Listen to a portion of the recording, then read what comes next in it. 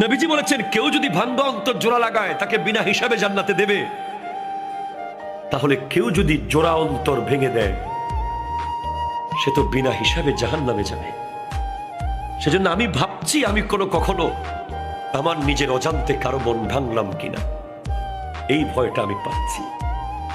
আজকে আমরা একটা সিএনজি ওয়ালাকে ঠাস করে থাপ্পড় মেরে দিই, এটা রিক্সাওয়ালার পট করে কলার ধরে ফেলি, এটা এতিমকে রাস্তাঘাটে ধরে ইনসাল্ট করি, একটা গরিব মানুষকে চেয়ার থেকে নামিয়ে দিই, একটা ফকিরকে অপমান করি, অপদস্থ করে কথা বলি, কোরবানির দিন গোশতের টুকরো একটু বেশি দিতে হবে বলে দরজা বন্ধ করে দিই। কত অন্তর আমরা ভেঙে দিই, কতজনকে মায়ের বুক থেকে আজ চলে যেতে বাধ্য করেছি আমরা, কতজন শখের ব্যবসা প্রতিষ্ঠান ধ্বংস হয়ে গেছে, এখনো হয়েছে, তখনও হয়েছে, যখনই হয়েছে।